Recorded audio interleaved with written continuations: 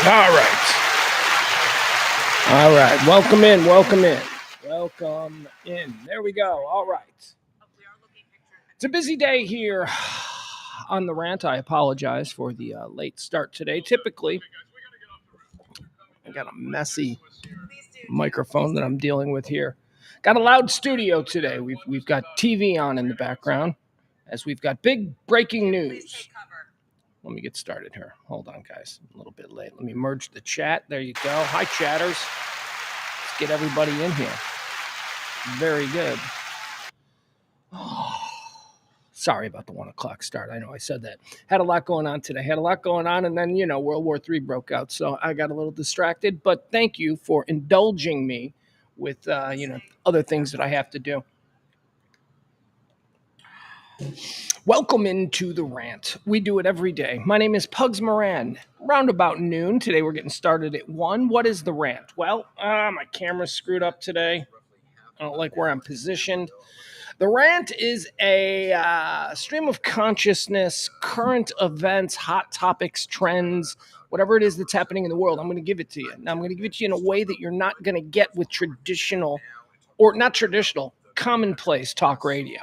I guess what you could say, I'm trying to do trad talk. That's right, traditional talk radio. Kind of talk radio that doesn't give a shit how you voted. Kind of talk radio that doesn't really care, I almost said the kind of talk radio that doesn't care what you think, but we do care what you think. We just don't do politics. And the only kind of talk radio that I believe you can find here in America, with a few very limited exceptions, are sports talk and political talk. And not political talk like, let's hear from the opposition. No, it's just like one-sided political talk. That's all you get. So we do this every day as a way to give the normal people who don't need all of their information filtered through a partisan lens. We do something for normal people. We do something for people that don't play that game. Traditionally speaking, this is how talk radio used to be done, and it's the kind of talk radio that I fell in love with. I was talking with somebody a while ago, and I said I thought this was pretty interesting. That's right. Sometimes I say things that impress myself.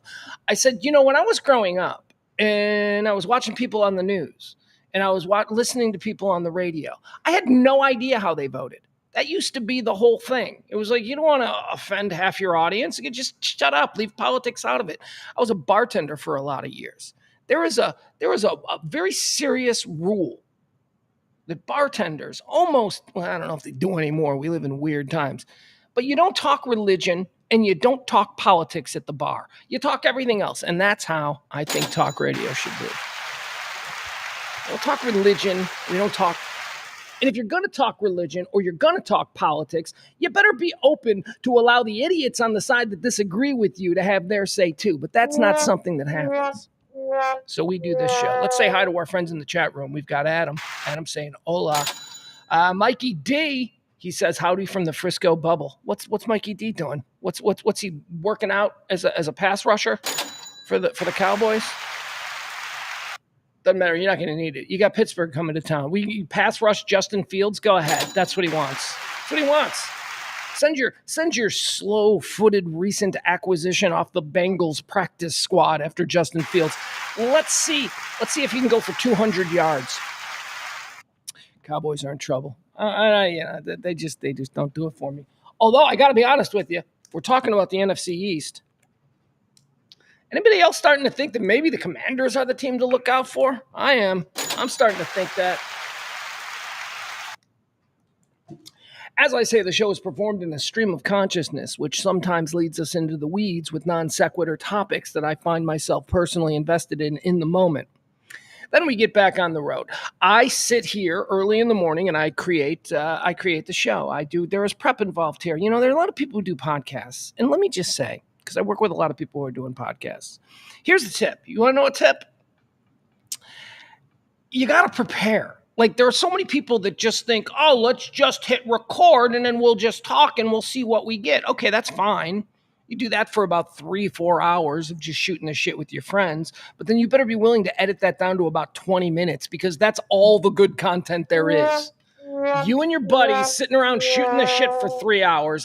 You're not going to produce 3 hours of good content. So You like to prepare. You like to have like at least an outline or some sort of great lines. Like if there's a great line you want to just rattle off and maybe you thought of it a week ago, write them down, and then just flow them. Just let them flow. That's all. Anyway, there's preparation that goes involved.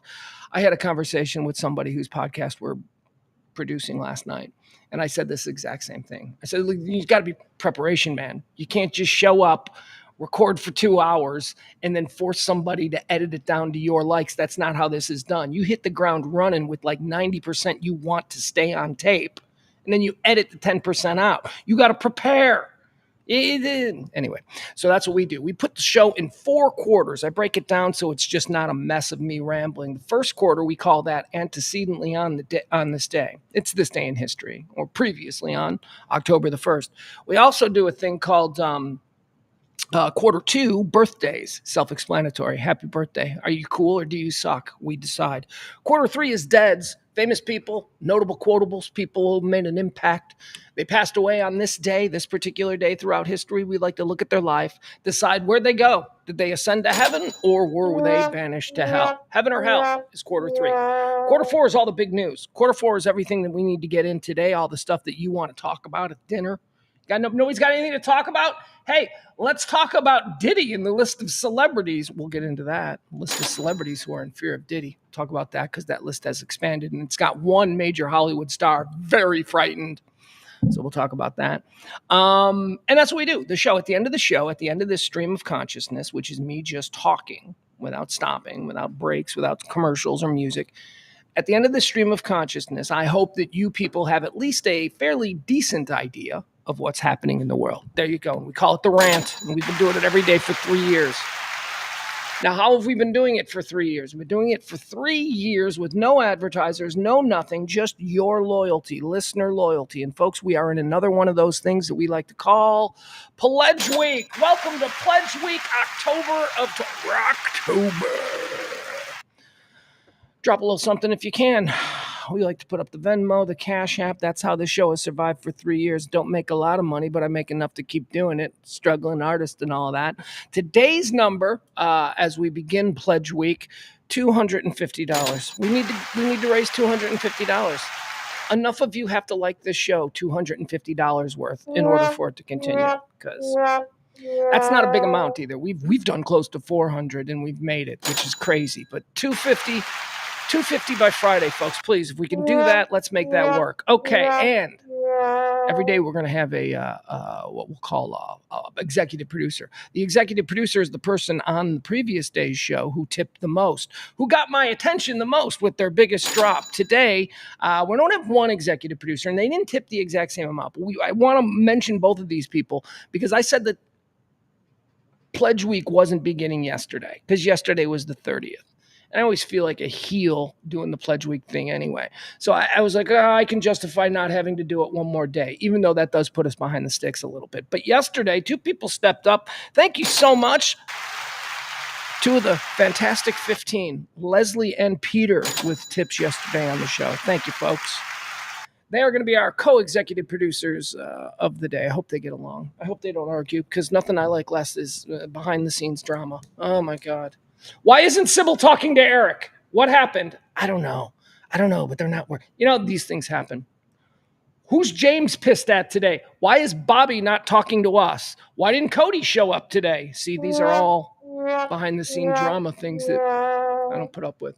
I'd love to put up with them, actually, because I'm the only guy doing this. This is a one-man band. Speaking of that, I did a podcast yesterday. That's right. I hung out with Chris in the chat room, Sports Bras, to those of you not in the know.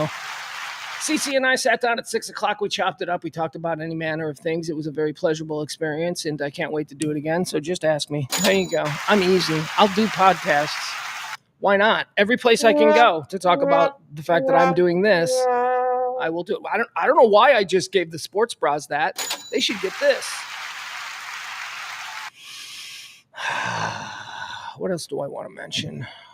By the way, find them. The Sports Bras, at the Sports Bras. Go find them. See the interview.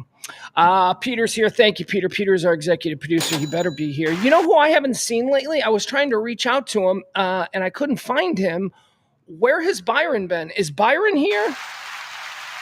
Byron needs to DM me on the Twitter. I've got some secret info from me and Byron, but I haven't seen Byron in a while.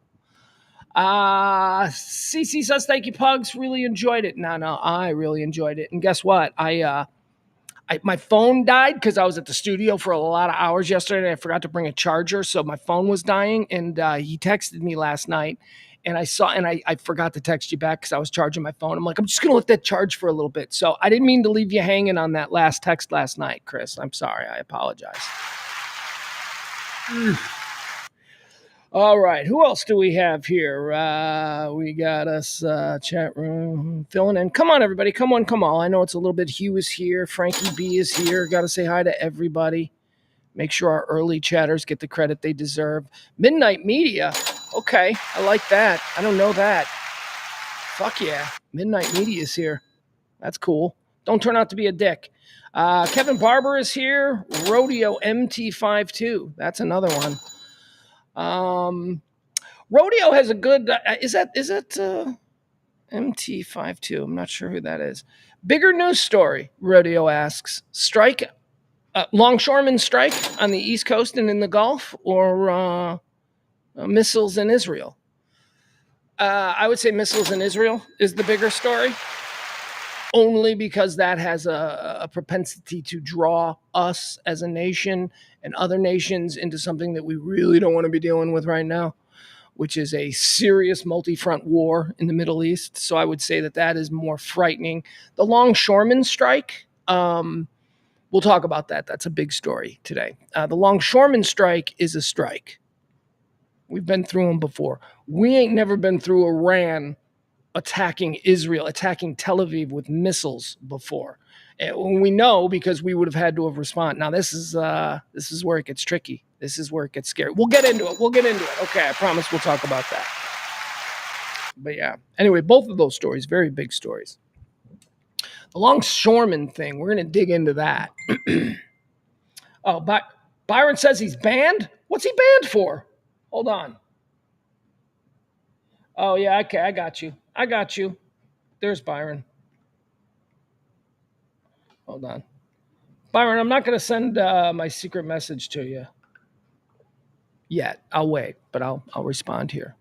Byron and I both have a person who we thought we were clear of, but now that person seems to be back and they've reinvented themselves. And, you know me, look at me, man. I'm Mr. Second Chances. Hell, I'm Mr. Third and Fourth Chances, but I don't know. We'll have to work this out. Hi, Jeff. Jeff Ballard's here, live from the cornfields. We got Al here. Hi, Al. Christina, my girl, is here. Nina. Byron, what'd you do to get banned from Twitter? Man, you're like Byron getting banned from Twitter. You people can't behave. People need to learn how to behave.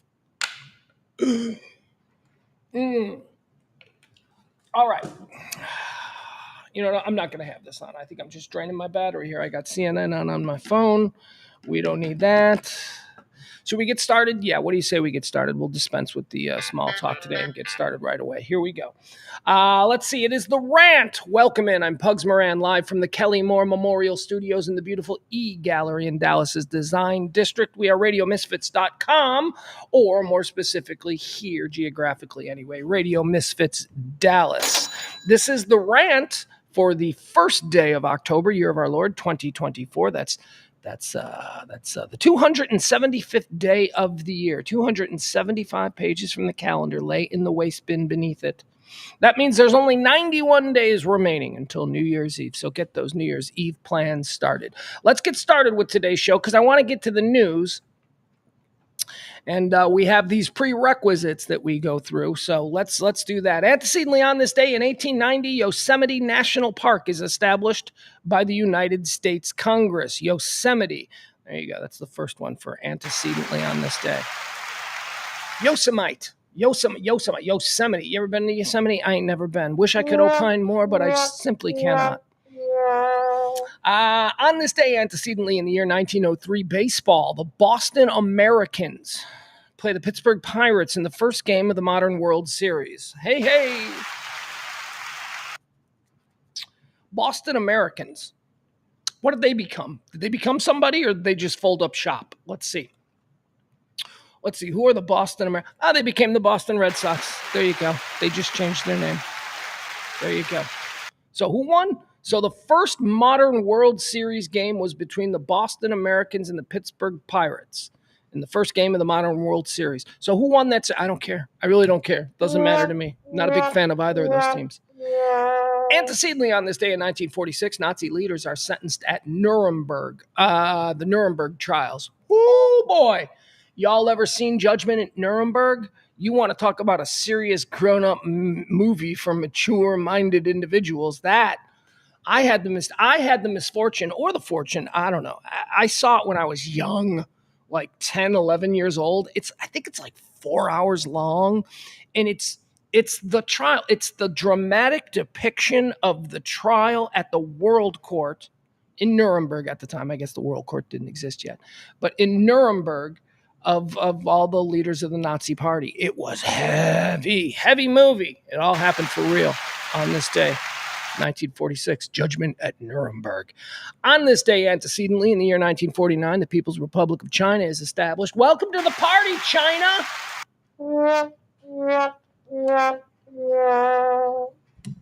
Yeah, China's younger than us. China is younger than us. What are you talking about? China goes back to ancient time. Yes, so does America. So America goes back. You know what I mean. The current government by which we recognize China. They're new. They're brand new on this day, 1949. We were July 4th, 1776, and I consider us a real young country. I mean, I guess when you compare us to like England and France and stuff like that, but whatever. All right, moving on. Antecedently on this day, in 1971, Walt Disney World opens to the public. Walt Disney World is the good one, right? I ain't never been to neither. I grew up blue collar, working class. We don't go to Disney World.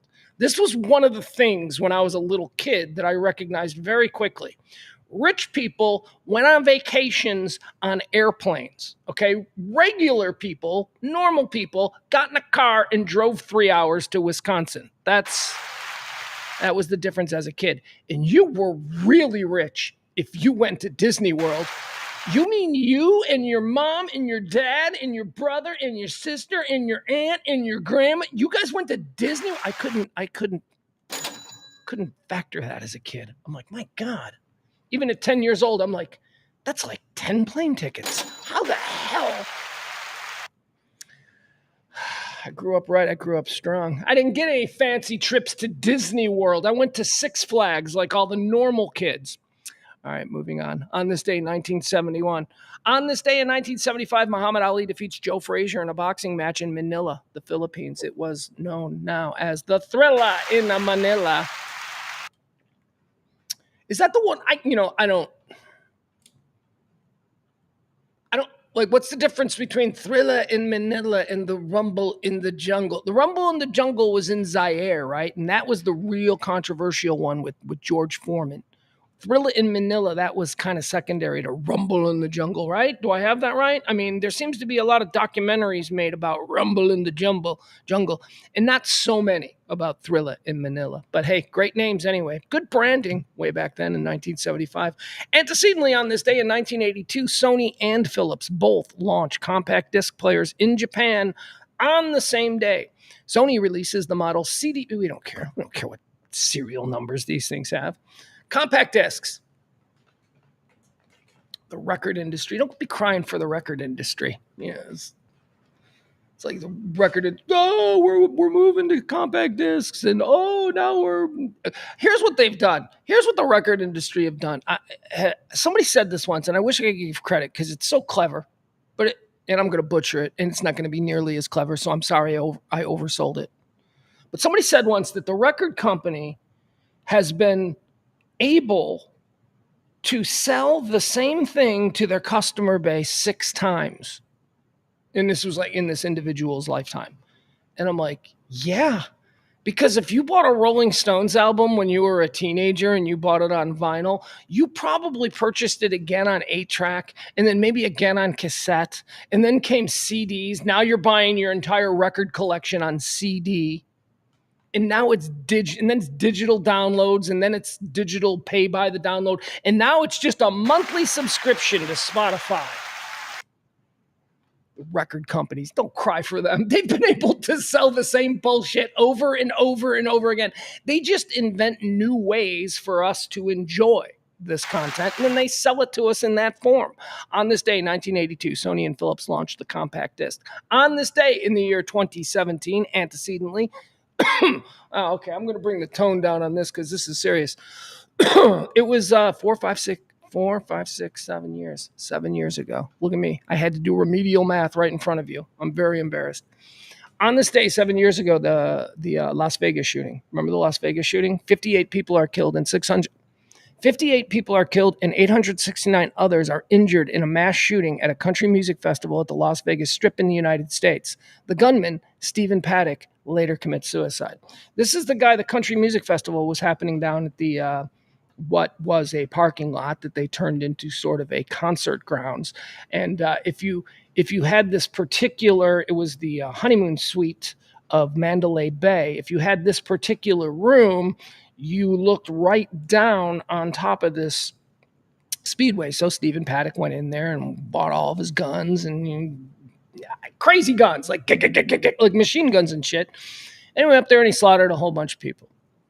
Absolutely. I mean, this is one step beyond dude walks into Target and opens fire. This is crazy. This is maniacal. And the problem with Stephen Paddock is that we still don't know what this was about.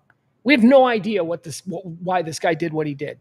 He didn't seem to be in any kind of trouble. He didn't seem to be under any pressure. He was a wealthy, successful. He was retired from his real estate and property development company, and he was just a professional gambler at this point.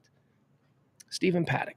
All right, now, didn't mean to bury the lead, but I think I've told you all this before. This is one of the creepiest, most sinister things that I have in my backpack of fun stories.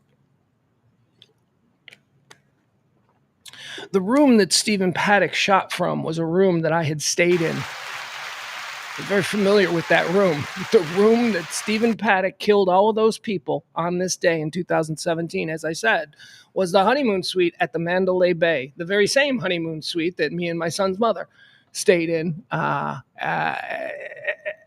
When it was first, so when it was happening live, I remember it was a Sunday night, and I was watching it on CNN as this thing was unfolding, and I remember thinking they knew the shots were coming from here, and I'm like, man, that's like right the area where we were staying in. And then the more details came, and in the coming days and all that, I had the realization that holy shit, this was our room. And here, let me show this to you. I actually have pictures of it from when we were in the room. And I specifically took a picture out the window, which is the main window that he was shooting out of. I took a picture out of this window to show the parking lot downstairs below us, right across. Because at the time I was joking that, oh, this is such an incredibly expensive room. Look at this view. And the view was this empty, big, giant parking lot that was adjacent to McCarran Airport, which is the airport there in Vegas. And I was making a joke about it. So I took this picture. And of course, Las Vegas would develop that empty McCarran adjacent parking lot into a concert venue years later. But man, all right, here, let me see if I can show you this picture. This is probably not this. I'm so bad at this. Okay. Jeez Louise. No, it's not going to be in the downloads. All right. You know what? Never mind. I'm not going to do it. You're just going to have to trust me that I stayed in that room, and that's kind of creepy. All right. 58 people. Still, we don't know what the hell happened there. All right, let's move on. That's antecedently on this day. Antecedently on this day is now over. Here we go. Let's do birthdays. They say it's their birthday. We're going to decide if they're cool or not. Let's run through some of these names. Born on this day in 1910. How about Bonnie Parker? She of Bonnie and Clyde. Now, there have been a number of movies made where actresses portray Bonnie Parker, and I've always wondered, was Bonnie Parker really as hot as all of those movies portray? Faye Dunaway famously portrayed her. Let's see. How hot was Bonnie Parker? Let me see. The real Bonnie Parker, born on this day, and she is... what the hell? Can't see her face. Or at least I can't see her face. There we go. Now I can see her. Yeah, no, not hot. Bonnie Parker. That's the real. Let's see the real. Well, actually, okay. So let's take a look. All right, there she is. She's got sort of like an olive oil body, right? She's got an olive oil body. There's a black and white version. There she is. Skinny. Not wearing makeup. Got bad hair. I don't know. Is this hot for like 1930 or whatever? That's not bad. Look at that. That's not bad. I don't know. Bonnie Parker. That's an actress playing her. Actually, is that Lisa Marie Presley? That looks like Lisa Marie Presley as Bonnie Parker. Did Lisa Marie Presley play Bonnie Parker? Yeah. No, there's the dead Bonnie Parker. All right. There she is. That's okay. Look at that. Is that Bonnie and Clyde? Are they clowning? Oh, those kids, they're nuts. All right, there we go. Bonnie Parker, born on this day. What year? 1910. All right, there you go. Born on this day in 1913. The hero to most douchebags walking around in super tight black affliction shirts. Born on this day in 1913, Elio Gracie. Elio, not Helio. Not. It's Brazilian, so it's Elio. Elio Gracie, of course, the founder of Gracie Jiu-Jitsu. Born on this day in 1913. Born on this day in 1920. How about Walter Matthau? Walter Matthau, he's a dude. We like him. Walter Matthau's funny. Walter Matthau was an actor. Your grandparents loved him. Take my word for it. Born on this day in 1920. Born on this day in 1924. Happy 100th birthday to former president of these here United States, James Earl Carter.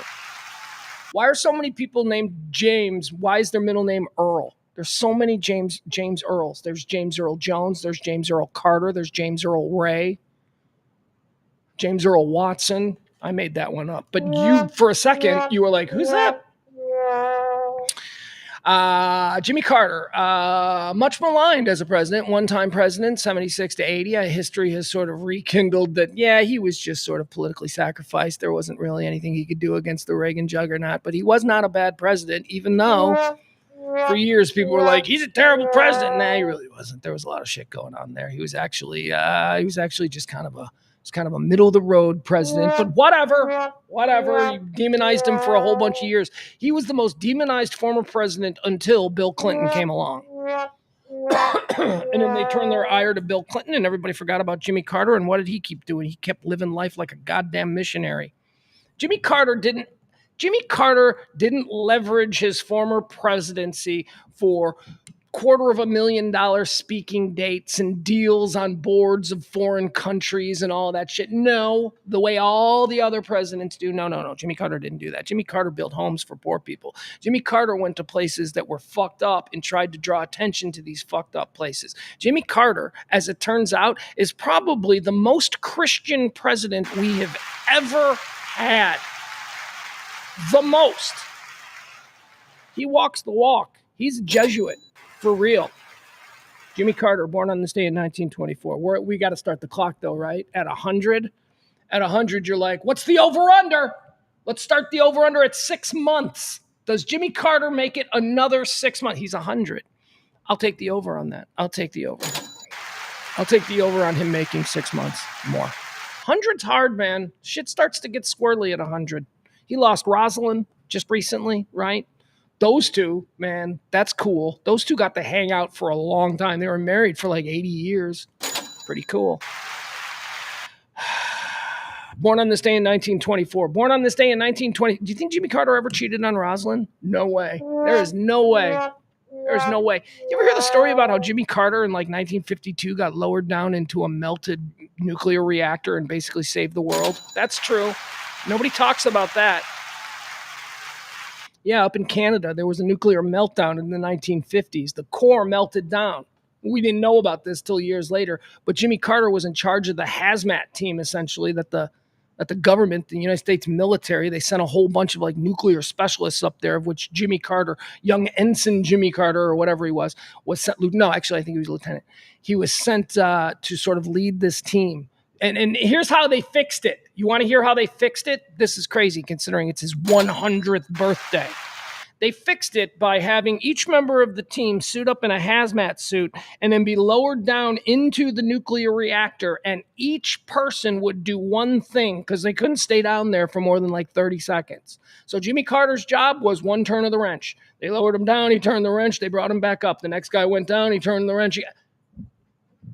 That's how they did it back then. I mean, now you wouldn't do it that way. Now there's probably a better way to do it. But I'm wondering, super dangerous, super high exposure to radiation. And Jimmy Carter ends up living to be 100 years old. What's the health status on the other dudes that went down there? Jimmy Carter, born on this day in 1924. Greatest former president we've ever had in this country. He did more decent shit. He didn't just try to make money. Matter of fact, I don't think he made any money. I think he made money from me and Jimmy Carter, which there is money that comes with that. Like if you're a former president, no matter what, you're always going to have a nice house. Because you're always going to have a house that has some kind of facilities to take care of the Secret Service. So you can't be living in an apartment, right? So anyway, but he didn't become like super rich and all that kind of stuff. He just seems like a good man. He seems like, as I said, a true Jesuit. Not so much a phony Christian, but a true Jesuit. Born on this day in 1927, how about Tom Bosley? Gen X loves him. He was Mr. C, Howard Cunningham from Happy Days. Don't know what else he did, but he did that. So good. Born on this day in 1928, 1 year younger than Mr. C. How about George Peppard? George Peppard. Oh, I'm not on the screen. Did I lose the screen? Are we still showing Bonnie Parker? No, yeah. No, I moved it down. There we go. Sorry about that. Hey, we were playing real radio for a minute there. Thanks, Chris. Appreciate it. That's why I need a producer. Okay. Let's keep going. George Peppard. He follows Tom Bosley in our list of birthdays. George Peppard is, of course, Hannibal from the A-Team. We talked about Stephen Cannell. Stephen Cannell is the anniversary of his death yesterday. Stephen Cannell, creator of the A-Team. You had who'd you have on the A-Team? You had Hannibal, John Hannibal Smith, portrayed by our birthday boy, George Peppard. Then you had B.A. Baracus. B.A. stood for Badass Baracus, played by Mr. T. Who else did you have? You had a chick.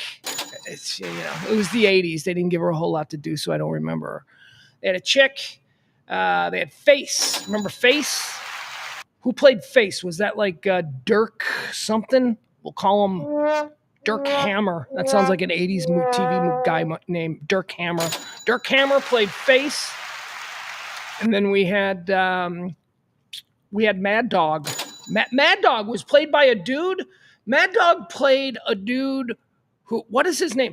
The dude who played Mad Dog actually went on to do really good movies. Where Dwight Schultz. That's who it is. That's why I remember his name. Dwight Schultz. Dwight Schultz is the original Oppenheimer.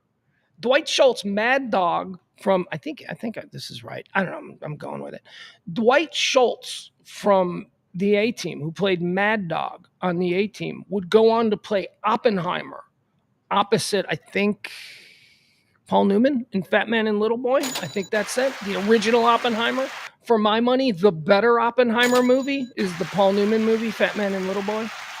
I mean, look, the Robert Downey Jr. and Tommy Shelby guy. Tommy Shelby, that's who he played in Peaky Blinders. What's his name? Killian, whatever, the Killian guy. That was fine. The movie was fine. It was a little long. It was a little overwrought, a little over the top. I prefer Paul Newman and Dwight Schultz, Fat Man and Little Boy. I think John Cusack, too. I think John Cusack might be in that one. All right, anyway, happy birthday, George Peppard. He played Hannibal from the A-Team. Born on this day in 1928. Born on this day in 1935, Julie Andrews. Twitter's going crazy with that. Must be all the gays and chicks, because I'm telling you, no straight man gives a shit about Julie Andrews. I'm just going to throw it down. No straight man. It's like Sound of Music. Mary Poppins. I never saw that shit. That shit was always on TV when I was like 9, 10 years old. I was a straight little boy, right? I didn't want to watch Mary Poppins. I'm like, what the fuck is this? Or Sound of Music? Oh my God. A lot of women in my family. A lot of times Sound of Music would come on and I remember just like, no, I'm not staying here. I'm not going to watch this movie with you people. We are going into the same thing we go into every year when Gone with the Wind is on. All you women can gather together. I'm going to take my little 9-year-old ass out in the garage and see if I can't set something on fire. That's what I did as a little boy. So I don't really have the respect for Julie Andrews that I think a lot of people do. And when I say a lot of people, once again, I mean gay men and women, but hey, whatever. Here's the other thing about Julie Andrews. Was she hot? Because I saw her boobs. I saw Julie Andrews' boobs. Do you guys remember?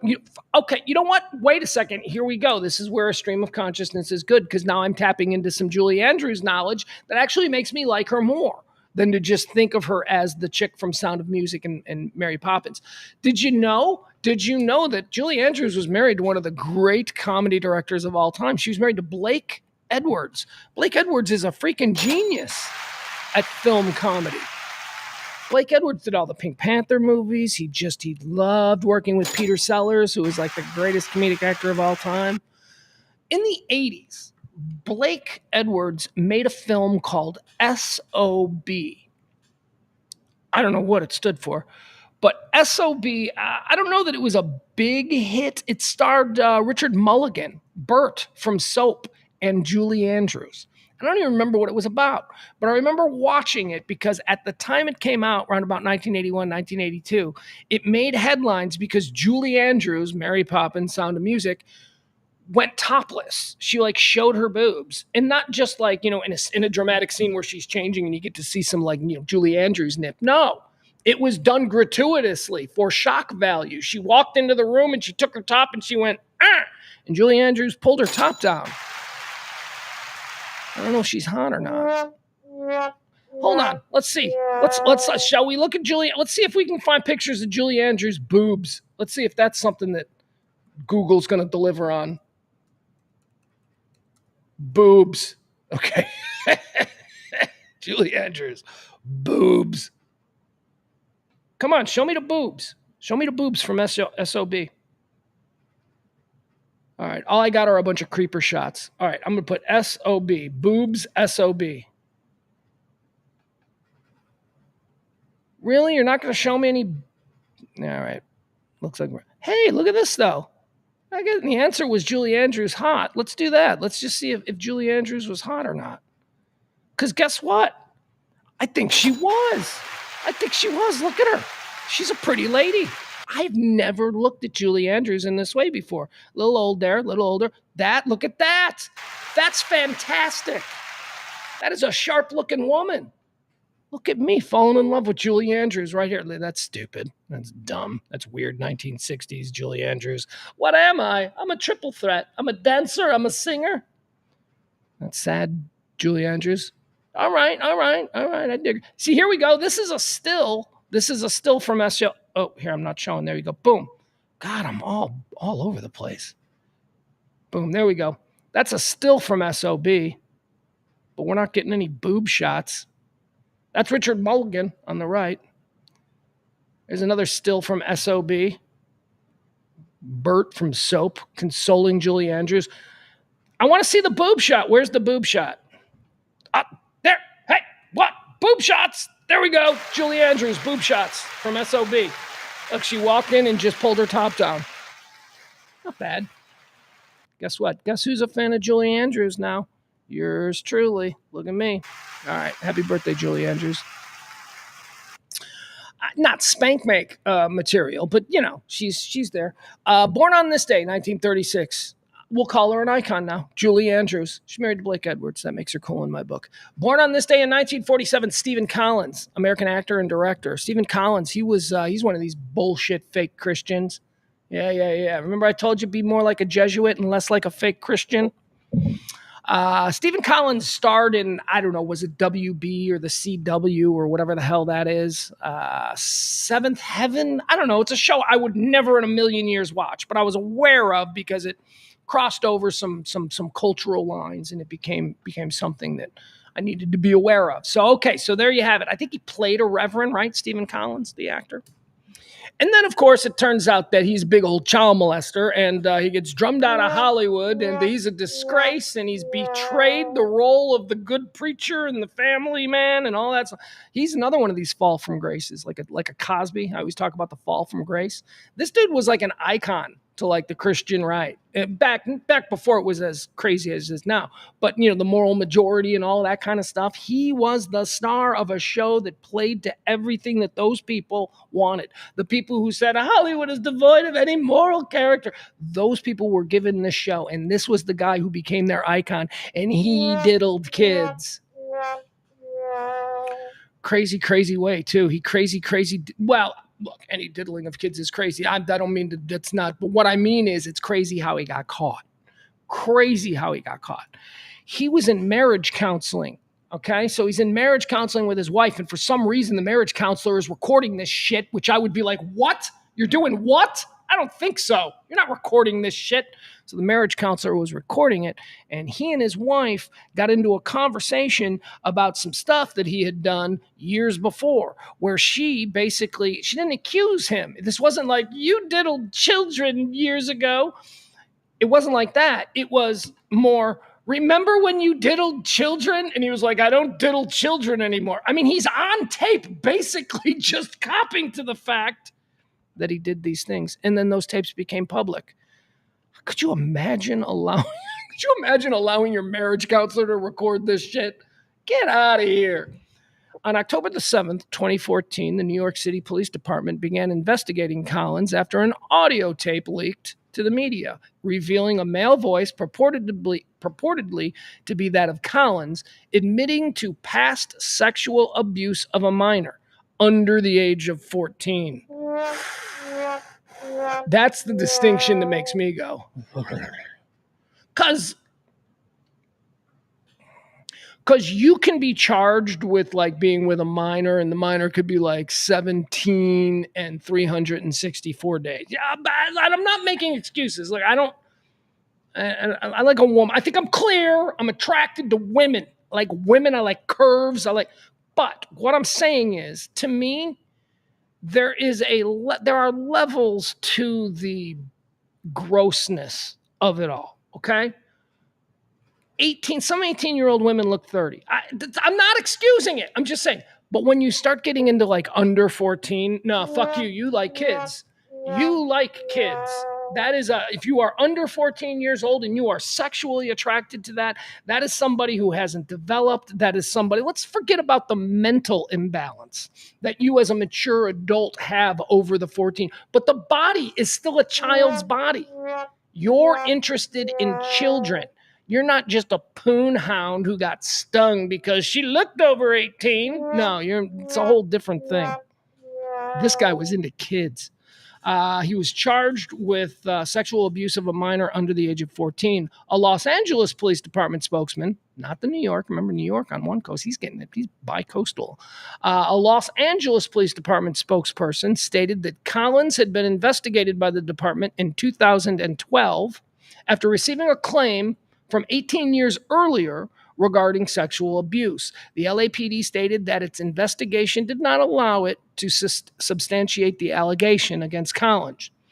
Then, in December of 2014, in an interview with People, Collins admitted that he committed inappropriate sexual conduct with 3 female minors under the age of 14. Did it 3 times in 1973, 1982, and 1994. So these are just the 3 that he's willing to cop to, which I think means that he liked to diddle kids. He was like into that. Ugh. All right, born on this day, 1947, disgraced former Seventh Heaven star. Is that what it's called? Was it Seventh Heaven or One Tree Hill? I don't know. It's one of those stupid shows that I never watched. Born on this day in 1963, Mark McGuire. Oh yeah, the Bash Brothers. Remember the A's? Big guns. They used to do big guns. Mark McGuire went from the Oakland A's to the St. Louis Cardinals. Where's he a bigger star? Where was he a bigger star? Seriously, can you imagine? We talked about Dikembe Mutombo yesterday, being the only guy I can think of who's had his jersey retired by 2 teams. Dikembe Mutombo, who died yesterday of a brain cancer, his jersey is retired by the Atlanta Hawks and the Denver Nuggets. I don't know. Well, it's kind of interesting. Mark McGwire. Yeah, the Oakland A's could definitely retire Mark McGwire, and I'm pretty sure the St. Louis Cardinals already have. Disgraced Mark McGwire, but not disgraced in the same way that Stephen Collins was. Born on this day in 1969, a guy who is famous. Like some people, you're like, is he famous though? Like, is he famous or do I just know who he is? Is he that's a lot with like actors and comedians and stuff that I particularly like. I'll be like, is he like, is Nate Bargatze really famous? Like if I said so, here's the measure of why I know that Zach Galifianakis is famous. Here's how we know he's famous. We know how to pronounce his name. We know how to pronounce his name. If he wasn't famous, the joke about him would be, oh yeah, it's that Snuffleupagus guy. We're so funny. But no, we all know how to say Galifianakis. He's famous. That means he's famous because that's a tough name, man. That is a tough name. Born on this day in 1969. Born on this day in 1984. Here's a guy. Yesterday we were talking about how Saturday Night Live, for their 50th anniversary season, which we're in the midst of right now, they're going to start rolling in former SNL alumni for sketches, playing certain featured roles and all that kind of stuff. We saw examples of this on the first show where they brought back Maya Rudolph, former SNL alum, to play Kamala Harris. They brought back Dana Carvey to play Joe Biden. Anything else? Did we see anything else there? They brought back Andy Samberg to play Doug Emhoff. So this is what they're going to be doing. And, I believe that they completely crapped the bed when they decided to cast Bowen Yang as J.D. Vance. I think that sucks. I think that's... Look, I'm sorry, but J.D. Vance is an Asian. Okay, I'm sorry. What? An Asian can't play a non-Asian? Yeah. No, an Asian can't play a non-Asian because if the character is non-Asian, but it's an actor, I don't care how good of an actor you are, I'm not going to forget that you're an Asian guy playing a hillbilly from Appalachia. It just doesn't work. You're racist. No, I'm not. That's not a racist way of looking at it. It's just I would like it to stay true to the impression. You're an Asian person, okay? You don't look anything like. Oh, I suppose. Oh, stop it.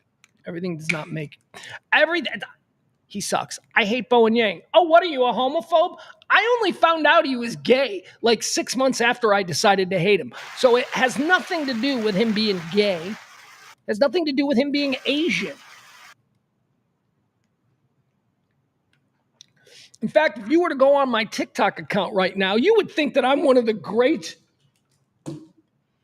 enthusiasts of Asian culture that is out there. My TikTok is all filled with Korean cheerleaders, which you're either going to think, wow, this guy's really into supporting Korean culture, or you're going to think, hey, this guy's a freaking pervert. It's a pick'em. It's up to you. You guys decide. Zach Galifianakis. Oh, we already did him. All right, so this person. Saturday Night Live's bringing back all the alumni. Born on this day in 1984, we were wondering who could have been a good person other than Bowen Yang that they could bring back, somebody that would be fun to see again, going, oh, I used to like that guy, who might be able to pull off a J.D. Vance. How about our birthday boy? Born on this day in 1984, Beck Bennett. Beck Bennett could totally have done a funny J.D. Vance, better than Bowen Yang.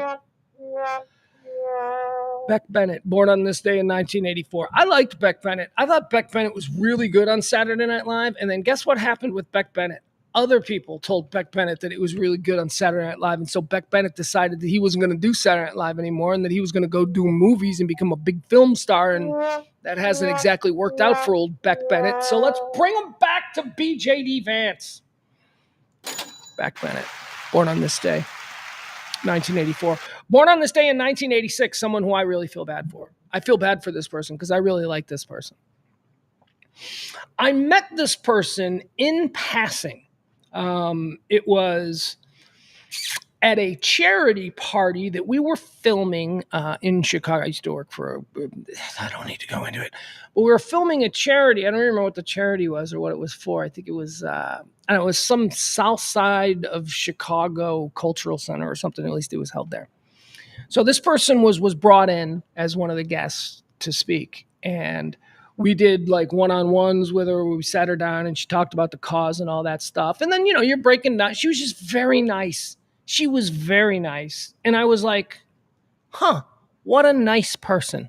Now this is months before, probably a year or two before what would sort of change, I think, her trajectory in Hollywood. But at this point, she was hot. Her career was hot. She had just been cast in an HBO series where she was the star.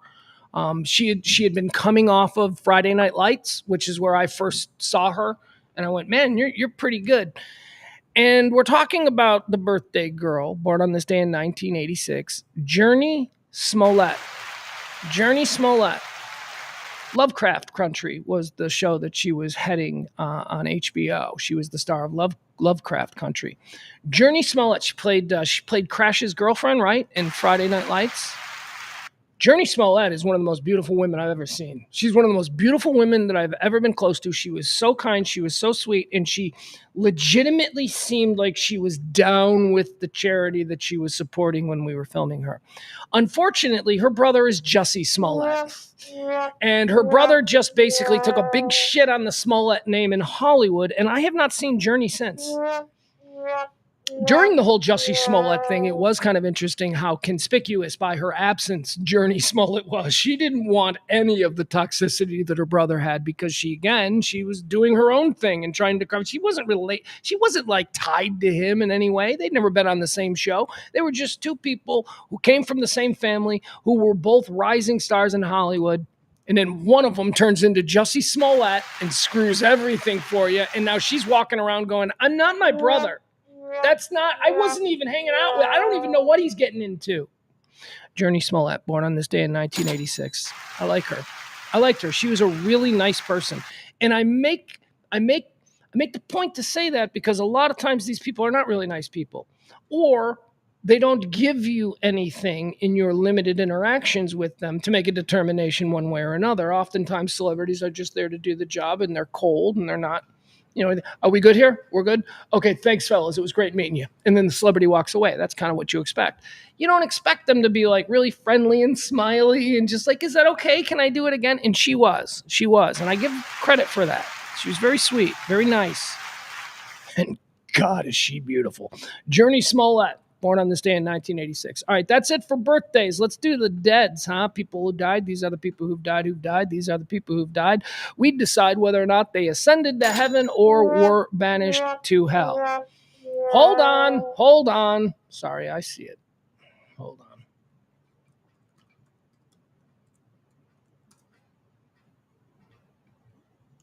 Oh my God. Breaking news never stops. We'll get to it. I see you, goat. We'll get to it. Let's finish here. Speaking of people who died. Well, I guess this would be the time to do it. We'll do this. Dead on this day in 1990, Curtis LeMay, General Curtis LeMay. Where are we putting him? Heaven or hell? Don't even think about it. We're putting him in hell. He was one of the most inhumane military strategists that this country has ever created, responsible for the everything bad that happened in Vietnam. You can basically drop at the doorstep of General Curtis LeMay. Same for any atrocity that the Americans were accused of participating in World War II. You can also drop that at the doorstep of General Curtis LeMay. Bad guy, he's in hell. Dead on this day in 1990. Dead on this day in 2013, Tom Clancy. Oh, dad porn. Tom Clancy, man. Tom Clancy is the king of dad porn. Okay. Tom Clancy, cool guy. What's your favorite Tom Clancy book? I don't know. I ain't never read no stupid dad porn book. I ain't reading no stupid Tom Clancy book. What? That seems dumb. However, make a Tom Clancy book into a movie and have it star Harrison Ford, and I am there. I love my Jack Ryan movies, and Jack Ryan is, of course, a Tom Clancy creation. Patriot Games, Clear and Present Danger, Hunt for Red October, whatever. They're all out there. Tom Clancy, you're going to heaven because Jack Ryan's badass. Jack Ryan is, I always tell you, whenever the subject of James Bond comes up, I'm like, I never got into Bond. I never got it. It's right there in my generation. I should have been, a lot of my friends are big James Bond dudes. I just never got into James Bond. You know who I got into? Jack Ryan. That's right. I don't care if it's Alec Baldwin as Jack Ryan. I don't care if it's Harrison Ford as Jack Ryan. Actually, I do care. Harrison Ford is my favorite Jack Ryan. Colin Farrell, doesn't matter. Alec Baldwin, he was good as Jack Ryan. I love all the Jack Ryan characters. I'm not a James Bond guy. I'm a Jack Ryan guy. What's the difference? Jack Ryan seems to exist in a little bit more of a reality-based environment, whereas James Bond has a car that, can fly by hitting a button. Yeah, that ain't real. Jack Ryan is an analyst. He's a CIA analyst who, anyway, I'm not going to get into it. Tom Clancy's going to heaven. Dead on this day in 2013. Dead on this day in 2023. How about Tim Wakefield? Tim Wakefield, you nasty SOB, you. Tim Wakefield died of cancer. He was a knuckleball thrower, and I've told you, I used to play catcher, and had a kid who threw a knuckleball, Brian Savage. And I couldn't catch it, and embarrassed me every time. Do you know how hard it is to catch a knuckleball? It doesn't move, and it's like, wait, what? Tim Wakefield was one of the great knuckleballers of all time. Started out as a first baseman. And they're like, you're not going to make it in this league as a first baseman. What else can you do? And he's like, I can throw this goofy pitch. And they're like, let's see it. Tim Wakefield would go on for 18 years as one of the most ridiculously unhittable pitchers in baseball. He was great. I think, and I don't know if I have this right. I heard this once, and I'm like, no. Tim Wakefield has more. He's third most in victories. No, strikeouts. That's what it is. He is third most in strikeouts in Boston Red Sox history. He's third. Number one is Cy Young, the guy that they named the award after. Number one is Cy Young. Number two is Roger Clemens. But number three, not Pedro. Number three is Tim Wakefield. Sad story about Tim Wakefield. Tim Wakefield had cancer, and apparently he battled it for a bunch of years, but he didn't tell anybody. He kept it private. He kept it secret. He didn't want anybody to know. And then the day before he died, when it looked like he was on his deathbed, things were, not doing well, fucking Kurt Schilling, that mammoth scumbag, does a special podcast where Kurt Schilling fucking announces to the world that Boston Red Sox legend Tim Wakefield, and my dear friend Tim Wakefield, is dying of cancer and he's about to die. Tim Wakefield and his family didn't want that out there. They didn't fucking want it out there. They were so mad. What a bullshit thing to do, Kurt Schilling. You know what? For clicks, I'm starting a new podcast and I need something, a real banger for this episode. Hey, what if I just completely out Wakefield? He's on his deathbed. He won't know what's going on. What a bullshit. Kurt Schilling is such a piece of shit. We're putting Tim Wakefield in heaven now, even though he's a knuckleballer, and I hate knuckleballers. But just, what a terrible thing to have happen. You protect your privacy and your health for 3 years. And then somebody who you thought was a friend decides to trade in on that for hits and clicks. Kurt Schilling is one of the biggest sons of bitches. Ugh. All right, there you go. That's going to do it, folks. Oh, no, it's not. Actually, we may as well do the breaking news here. We do have another death that seems to have occurred on this day. Ah, man. He's a dude, isn't he? He's a dude. John Amos died. John Amos has passed away today. Let me see. He's 84 years old. Ugh. Hold on. We'll get some nice pictures. We'll talk about John Amos. Can I be honest with you? I thought he was already dead. I really do. I'm not going to be that sad about this because truthfully, I thought he was already dead. Here you go. John Amos. We'll go through. I don't want Google. Is that Google? I don't want Google. No, that's not Google. All right, here you go. John Amos. This dude. If you don't know the name, there you go. This dude. John Amos. He was cool in everything. Hold on. We need that one. We don't need that. Yeah, we'll keep that. We'll get rid of that. We'll get rid of that. The live coverage of Iran. We're going to keep that up. All right, folks. Here's John Amos. He was the dad on Good Times. I think that's the first time that we saw him. Although he was in a lot of things, man. I'm gonna have to pull open his Wikipedia page. My favorite John Amos character, and this has a lot to do with why I think he's dead, because the death of this character really affected me. John Amos portrayed magnificently the chairman of the Joint Chiefs of Staff on the West Wing. So if you were a fan of the West Wing like I was, John Amos played, what was his name? It's such a cool, Fitz? Was it Fitz? Fitzwallace. That's it. Admiral Fitzwallace. He played Admiral Fitzwallace, the chairman of the Joint Chiefs of Staff on the West Wing. And there was this incredibly powerful West Wing episode where Chairman Fitzwallace was killed in a bombing in the Middle East. And he died in the show, and the show treated it, major death of a character and all that kind of stuff. So in my mind, John Amos died on that day. Man, it's terrible. He wouldn't, though. He'd live for a whole bunch more years. Let's run through. Let's see here. As we look at John Amos, let's look at his filmography. Let's see what he's done. Okay, here we go. Films. Well, it looks like he began his career, John Amos.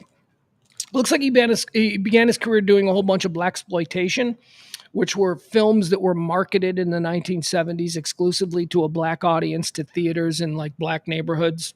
That thing called blaxploitation.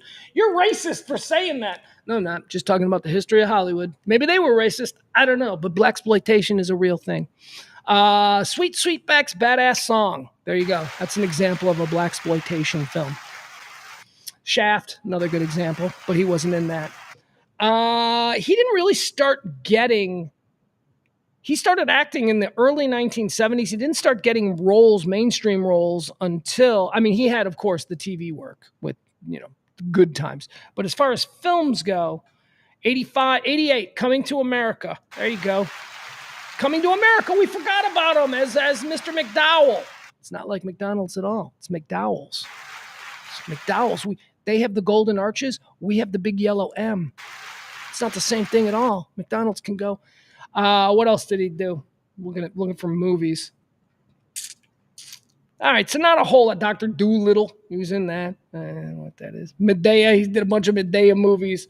Uncut Gems in 2019. Apparently he played himself. He was in Coming to America too. All right, so film career, I guess, of John Amos isn't really where we know him from. Let's start with his TV career, because this is where John Amos came into all of our lives, right? Bill Cosby Show, 1970. I don't know, that's a big one, but this one was from 1970 to 1977. He played Gordy. He played Gordon Howard, the weatherman on the Mary Tyler Moore Show. Huh? That's pretty good. He was also, he Love American Style. He did a whole bunch of those. He did Sanford and Son, did a whole bunch of those. He did Maude. It looks like he did all of those 70s. That's why Gen X kids like me, we think that he's just everywhere. He's ubiquitous because he did all of these shows. The Dick Van Dyke Show, The Love American Style, Sanford and Son, Maude, Mary Tyler Moore. Then in 1974 to 1976, he played James Evans Sr. in Good Times. That was the one where we all went, yeah. All right, so that's the 70s. Oh, my God. Oh, we forgot about this one. Another huge breakout for John Amos. 1977, he played grown-up Kunta Kinte in Roots. Forgot about that. I always think of LeVar Burton as Kunta Kinte, but LeVar Burton grew up into John Amos. Let's see, what else has he got here? He did a bunch of Love Boats. He was even on the A-Team. He did an A-Team. He did a Trapper John. He did a Hardcastle and McCormick. He did a Hunter. He did One Life to Live. My man, John Amos, was a working actor. Wasn't too proud to take any role. Look at this dude. Prolific as hell. Jesus. Started a number of Cosby Show episodes in the 1980s. He did a bunch of Fresh Prince of Bel-Air episodes. Touched by an Angel, Martin, Walker Talks, Texas Ranger, King of the Hill. And, of course, from 1999 to 2004, The West Wing, where he played Admiral Percy Fitzwallace. He's so awesome. All right, that's sad. He was cool. John Amos, right there, dead at the age of 84. Pour one out for Admiral Fitzwallace or James Evans Sr. whichever you prefer. All right, let's keep going here. What else is happening? Let's move into all of the things that are actually going on today in the world. But before we do that, let's once again thank our executive producers of today's show. We've got Peter and Leslie. Peter and Leslie tipped the show yesterday. This is Pledge Week, so we do need tips. We haven't gotten one yet, so that's not a good vibe. But okay, we're going to push through anyway. Up, breaking news. All right, we've got an Amber Alert in Hurst, Texas. Missing child is 16-year-old white female, Zoe Robotham. She was last seen wearing a black t-shirt with white lettering, black shorts, and white shoes. She was last seen at the intersection of Bluebonnet Drive and Arwine Drive in Hurst, Texas, and is believed to be traveling on foot. Call Hurst PD with it. Okay, this doesn't concern me. You ever get the Amber Alerts and then you have to like gauge whether or not you should be really concerned? And I'm sorry to say, but there are some that release details where I'm like, oh, I don't like that. That doesn't sound good. And some of them are like, okay, the kid's probably all right. This seems like custody. This seems like a mom who has just run off. Sometimes you can get those details. This one sounds. She's 16. She's on foot. This is a runaway. This is a girl who had a fight with her mom about something, and it probably got out of hand. And now, so this is not the same thing as, when we see these Amber Alerts, we think, little 8-year-old walking to school gets, scooped up by some weirdo in a creeper van. Not to say that this isn't serious, because I think that if they thought enough of it to put it out as an Amber Alert, that there probably is some weight to it. However, just by reading, 16-year-old last seen on foot, that sounds like a kid that's running away. So, all right. We can move on and not be distracted by that. Let's see what else we have here. What do you think the big news story is of the day? All right, let's get into it. So there's all kinds of crazy shit going on in Iran right now. Iran and Israel. Or between Iran and Israel. Oh, somebody just came into the studio. I'm sorry. I hear them from a couple of doors away. I don't know if they understand that we're recording, but we'll play it by ear.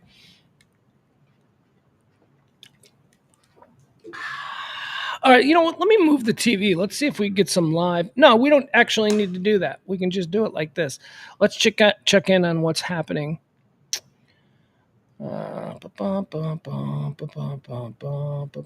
Okay, so give me some sound on this. Let's see what this is. And take down a lot of Let me get it up. Definitively escalatory in nature. I know that state you've been telling. All right, so here's what's going on. This has been happening. This has been inching closer and closer to this now for. Some people will tell you since 1947. Some people will tell you from even further back. But if we're being realistic, this is since October 7th of last year when Hamas attacked Israel. We all know about what happened on October 7th, and we all know about the nonsense that has come in its wake. Hamas has taken an incredible beating, much deserved by the Israelis in Gaza. That's a whole humanitarian crisis that the entire world is looking crossways at Benji Netanyahu and the Israeli military, the IDF in particular. What are you guys doing? And then as the world is doing that, Hezbollah in the north, who are more concerned with the Lebanon-Beirut area, Hezbollah, they decided to open up a front because, now's the time to strike Israel because Israel's getting shit on by all their friends for being so mean to Hamas. Why not start it up with Hezbollah? And Hezbollah got involved. So Israel had to then create a second front, right? So now they're fighting in the north. They're fighting in the Lebanon borders. And that's been going back and forth. That's Hezbollah. We've got Hamas in Gaza. In the last couple of weeks, they have also opened up a third front with a campaign against the Houthis in Yemen.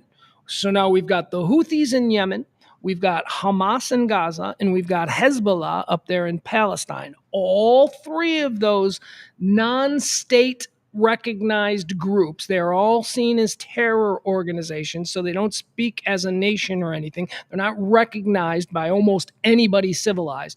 Those three groups are all essentially proxies of Iran. Iran is a real nation state. Iran is a real scary nation state who may or may not have nukes. We're not entirely sure, but I mean, we were sure a couple of years ago. We're not sure anymore, but okay. Dummies.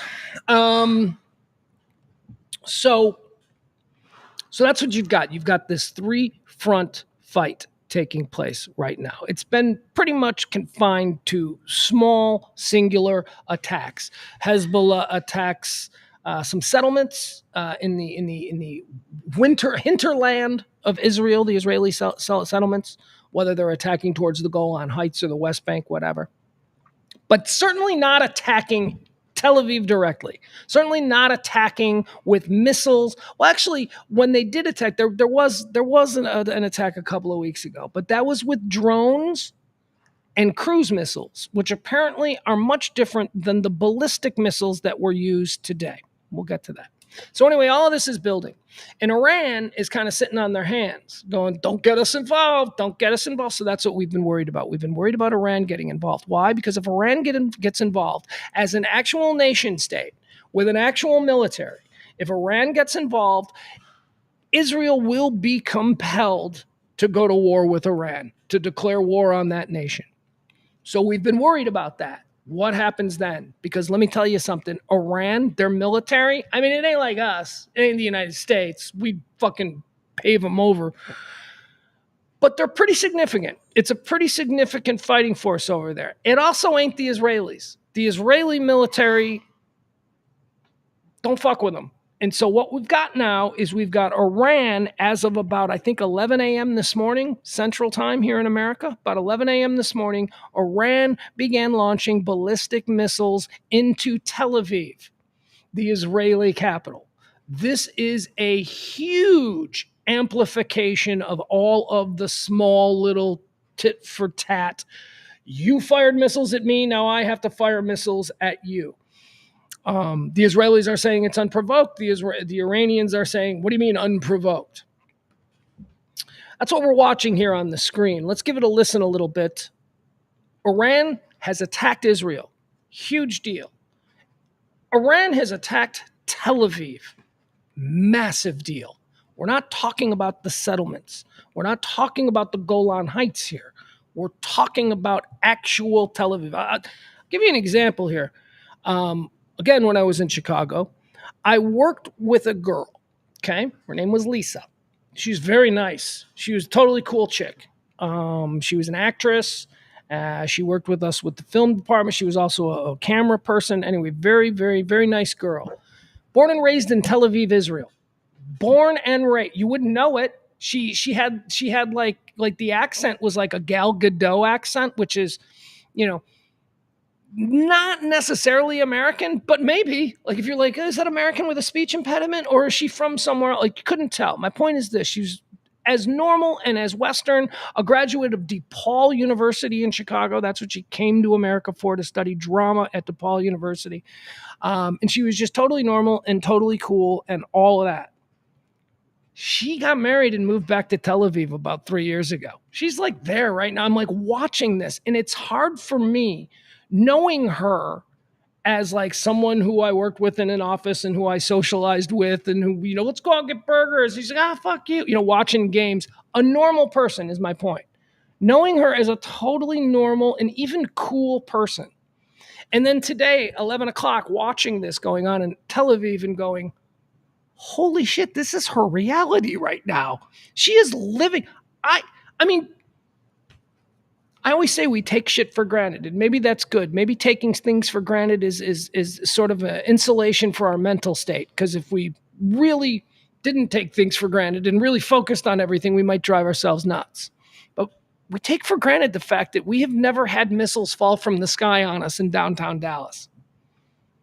That's crazy. And it's crazy for me to think today that someone that I know, somebody who's just like, is now going through that, and it's just kind of like a normal thing. It's like, yeah, this is how we live here. It's crazy. Let's watch some of the action here. I don't know what we're looking at here on TV. This is coming to us courtesy of Fox News. Let's step in for a minute, and then we'll watch some video. To speak to specific operational details as to what the Iranians might have been targeting. They're obviously in the best position to monitor that and to speak to it. And I know they're having a briefing later today. I'll defer that question to them.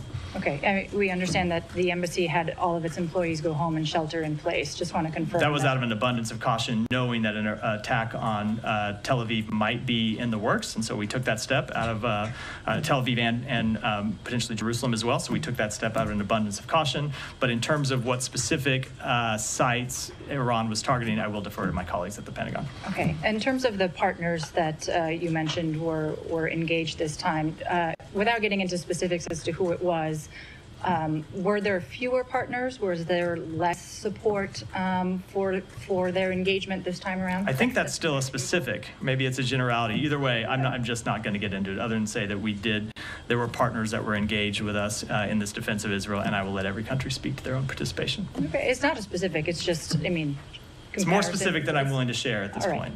And just to clarify, I understand consultations are ongoing with the Israelis. What does the U.S. believe is the right course of action now? A response or diplomacy? So again, I think it is important that we have those conversations with Israel before we read them out publicly. Obviously, we do not want to see this conflict continue to escalate. That said, we have been clear that there must be consequences for this attack, and I think it's important that we discuss this issue privately with our partners before we read them out publicly. All right. There you go. This is all just State Department mumbo jumbo, but it's a very serious situation for us, the United States, because we have pledged you don't fuck with Israel. Well, Iran is fucking with Israel. Israel is going to respond. Israel's allowed to respond. They sent ballistic missiles into their capital city. Israel has to be allowed to respond. Otherwise, what's to stop the next person from going, hey, we found a missile, let's fire it at Jerusalem or Tel Aviv? What's to stop them? So Israel has always been of the mindset, you drop one bomb on us, we'll send 1,000 to you. That's the Israeli way. What's that line from The Untouchables? They send one of us to the hospital. We send 10 of theirs to the morgue. That's the Chicago way. That's what we're looking at here. And when Israel does that, how does Iran react? Remember, Iran isn't just reacting for Iran. Iran is sort of reacting by proxy for the entire Islamic world that despises the fact that Israel even exists. This is just getting out of control. And at some point, we have to get involved. And I don't think it's going to be diplomatically. I think it's going to be with a show of force. It's an election year. American citizens are watching this, and they're not acting and thinking about this with nuance or with any kind of delicacy. What we're doing is we're talking about this in the way we talked about the world the day after September 11th. Do you remember how we talked about that? Let's nuke everybody. We were being passionate and we weren't really thinking. So that's kind of what we're thinking right now. That's kind of how we're talking right now. We're all like, no, fuck that, man. Flatten Iran. Flatten them. Regime change. Whatever it means. Let's go for it. And I don't pretend to know enough about that part of the world and, what the domino effect is. You do this. How does this affect that? How does this affect that? And then all of a sudden, oh my God. I know gas is going to get more expensive now. It's going to happen. Let's watch how this whole thing started, okay? We got some video. This is early video of the bombs falling. Let's see. Yeah, we'll do this one. This looks like these are the first ballistic missiles coming down from Iran onto Tel Aviv. Look at the amount. This isn't just that Iran didn't just send one.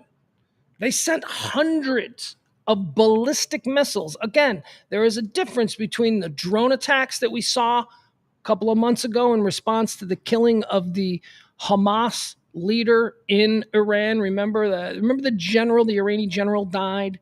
And so Hamas sent one of their leaders to Iran to attend the funeral. And while he was, staying at some dude's house, the Israelis blew up that house inside Iran. Iran was like, okay, we must respond to this. You're not allowed to blow shit up inside our country. So at that point, Iran responded with drone attacks. Very small, very measured, very appropriate, tit for tat. This ain't that. Look at these things falling from the sky here.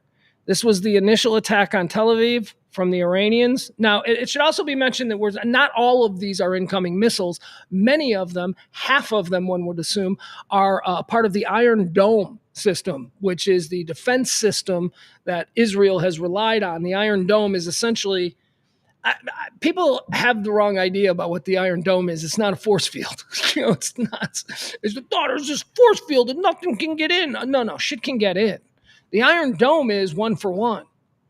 If they send 100 missiles from Iran, the Iron Dome has to fire 100 missiles to intercept those 100 missiles, and it is incredibly effective, but it's not entirely effective.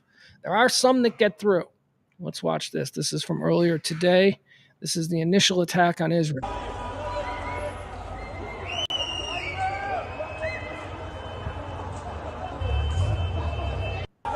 I mean, look at that.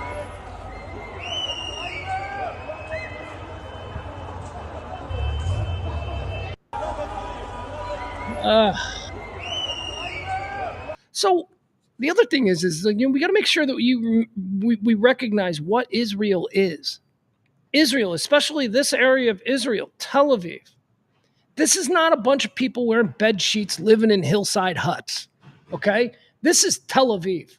This is like really modern, really Western. They all got toilets in their houses. Hell, they probably drive BMWs and shit. It is a real Westernized, modern society. Okay, these aren't people. These bombs aren't falling on people standing in fields with 100 goats. Okay, these bombs are falling on people going to the Starbucks. That's what's happening here. That's why it's just so.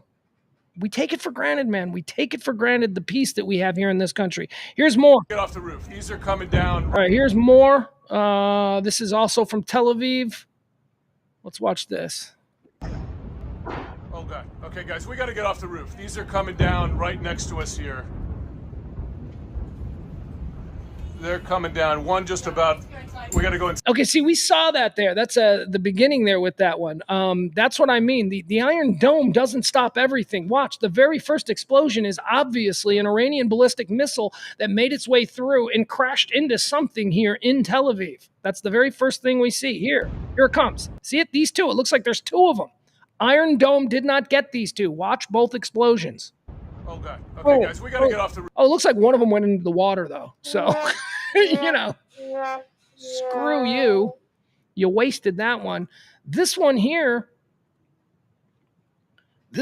man, this definitely hit something. Watch it again. Yeah, this one, whoop, whoop. Sorry, loser. That's a big waste. You got through. One of them that got through the Iron Dome went right into the drink. Loser. Maybe that's why Iron Dome decided not to hit that one, because they had judged that it was going to go into the water. That is another thing about the Iron Dome. They lock on to shit that they know is going to hit something. If it's just going to go off into the ocean or crash into the side of a mountain, they don't waste that missile on. It's really quick. I don't know. There was an A&E special on the Iron Dome once that I watched. Hey, guys, we got to get off the roof. These are coming down right next to us here. They're coming down. One just about. We got to go inside. Oh, God. Okay, guys, we got to get off the roof. These are coming down right. It also should be mentioned here, that's Jim Sciutto. That is CNN's Jim Sciutto. I was flipping around Sky News. Hey, let's hear it for Sky News. Sky News and CNN had the best live coverage of this. Sky News and CNN were the only two news organizations that I saw that had people actually on rooftops in Tel Aviv as the bombs were coming down, as we just saw with Jim Sciutto here. MSNBC, they just had pictures and live static cams. They're NBC. They don't really have the money to send entire crews over there just, in anticipation. CNN does. It's what CNN does. Fox maybe too. I didn't see what Fox was doing because I just on principle don't go to Fox. But Sky News had people up. No, I'm sorry. I screwed up. Sky News did not have people up on the ground there. BBC did. BBC had people. CNN had people. Look at that. Look at that. What do you call those? You call those the legacy of the legacy. What else do we have here? Do we have any other missile? All right, here's more.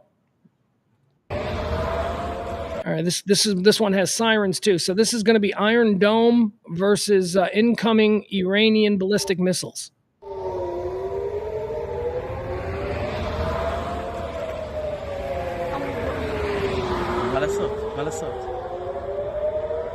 Am I crazy, or do those all look like they've gotten through? Don't they all look like they're coming to hit the ground? Now, are we going to see them explode one at a time? I hope so.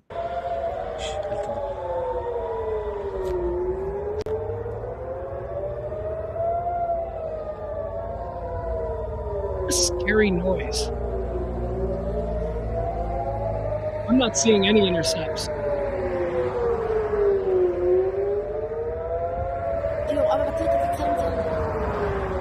There we go. There we go. Get it. Get it. Get it.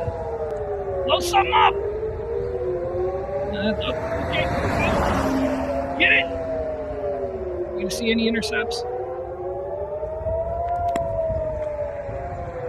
All right.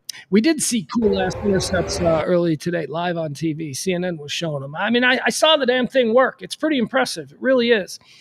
All right, let's see what else do we have here. It should also be mentioned.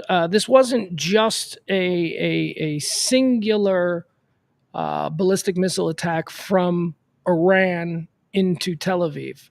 It also seems to have been a coordinated attack with groups already present in Israel and on the ground. There were reports as I was driving in of 3 separate terror attacks occurring in Israeli settlements at the time of the Tel Aviv bombings. Haifa, I don't know if it's Haifa or Haifa. Haifa, Jaffa. This is the one that's confirmed. This seems to be the most serious. I should have warned you. But there's, this is bad. Okay, so this is Haifa. A gunman opened fire on the streets of Haifa just as the bombs were hitting Tel Aviv. They reported 10 people are dead now. That's what's being reported, but that number should grow. There are also reports of similar terror attacks occurring all over Israel. Those are not confirmed. This is the only one that I've heard confirmed. There were 3 others that were reported to be in progress. Again, I want to stress, this is the only one that has been confirmed.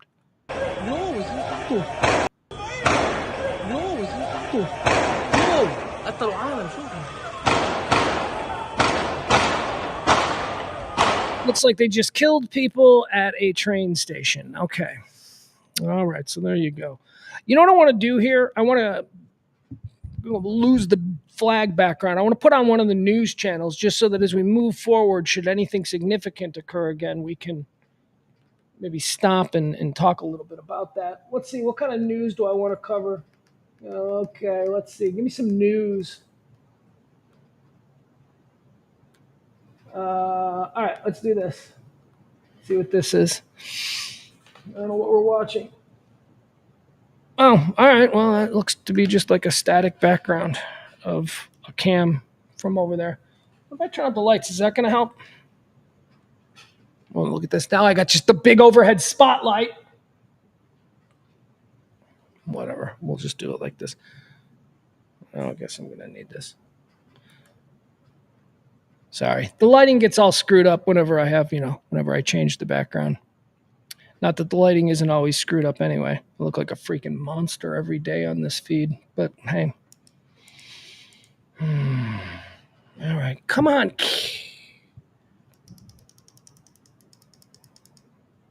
That looks pretty good. We're going to go with that one. All right, there we go. Thank you.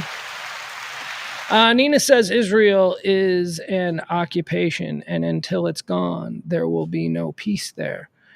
Du- du- du- du- du- du- du. What's less than 2 hours from you? Rodeo says, shit, that's less than 2 hours. What's less than 2 hours from you? Sorry, I'm just trying to get caught up here in the chat room before we move forward on the other big stories of the day.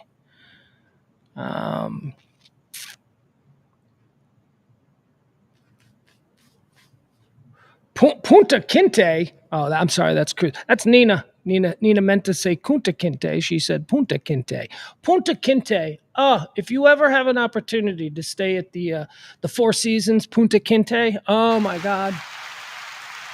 I mean, I know that you're probably going to want to stay at one of the all-inclusive resorts, but the Four Seasons Punta Quinte, just beautiful, beautiful. All right, let's keep going here. So Israel is happening. That's going on behind us. If anything blows up, maybe we'll see it. Maybe we won't. Here's another big thing. This was another big story that was happening this morning. They were trying to shoehorn this in, but it shows just how fragile, just how delicate the world order is at the moment. Do you know what's going on with the Russians? Do you know what's going on with the Russians and the American military, especially as it concerns, the area over there in what do we call that? Well, we call it Alaska, but it's like this whole part of the world where, remember, Sarah Palin told us that I can see Alaska from my back porch. No, you can't. I mean, you're close, but you're closer than people in Iowa, but you can't see Alaska from your back porch.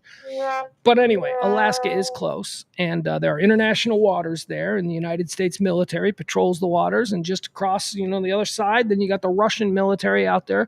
And there have been numerous incidents over the past couple of weeks between an increasingly over-aggressive Russian military and a very patient and a very mature American military. But man, something happened. And this one has got people in the Pentagon going, okay, we're going to have to change the way we do this now. So what we're looking at is possible a different change in what they call the rules of engagement between the United States and Russian military planes as they get closer and closer to each other in the airspace around and off the coast of Alaska. Watch this. The Pentagon released this just to show everybody what we're talking about.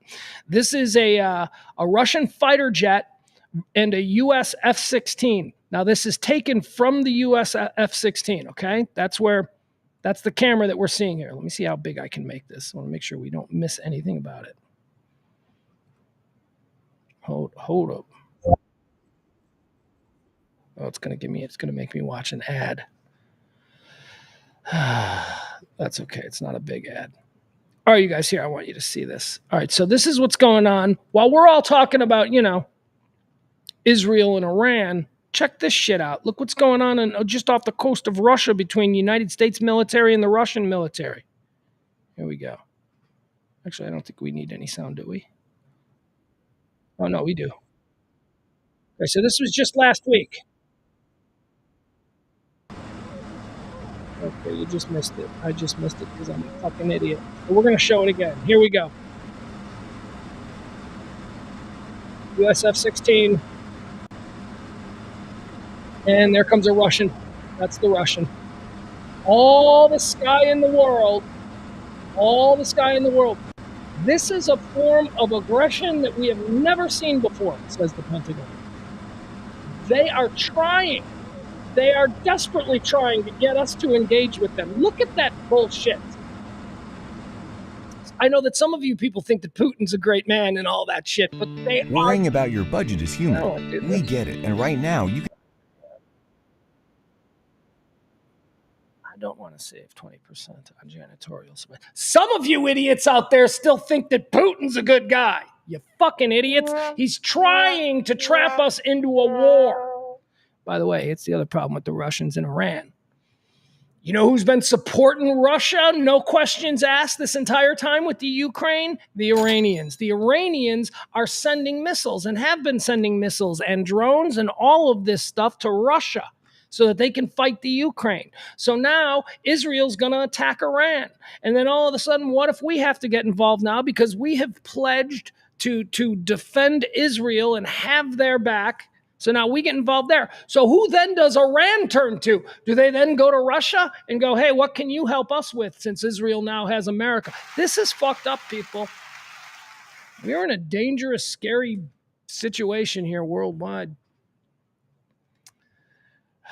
But whatever. Nothing's going to happen, right? Because we don't ever worry about those kinds of things.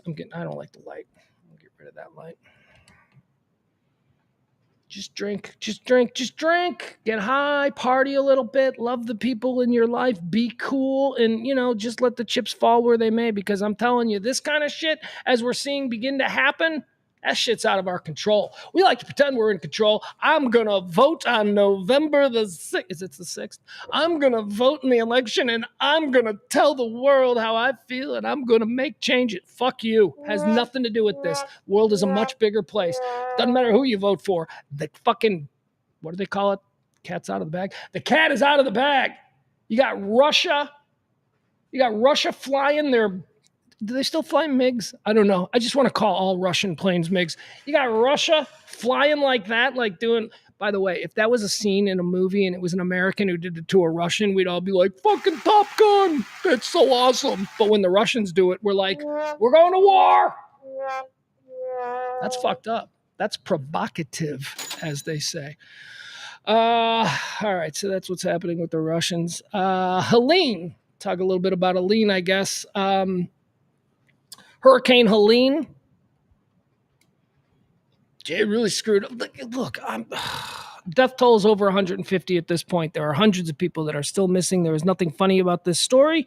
It's a natural disaster. It's a hurricane. It's not the first. It won't be the last. There are towns in North Carolina that are just, quite frankly, swooshed off the map. They're just here. Well, look at some of these pictures. You want to see what's going on? I mean, I'm sure I'm not showing you anything you haven't seen before, but we'll give it its due. This is I've been kind of not really covering this story. I've been kind of a little bit like hold on, where is it? Ugh. I don't know what that is. Hold on, I gotta get this shit. I apologize. Yeah, this is it. Here we go. Let's watch this. This dude took all these pictures of North Carolina. Check this out. All right, so can we make this big? Does that work? Yeah, that works. All right, so but now I got... All right, so what is this? This looks like Chimney Rock, North Carolina. Resort town, gorgeous mountain tourist town, completely washed away by the hurricane. That's not that scary of a picture. But here, he's actually got a whole bunch of pictures here. Where are the damn pictures? Here we go. Stop sharing.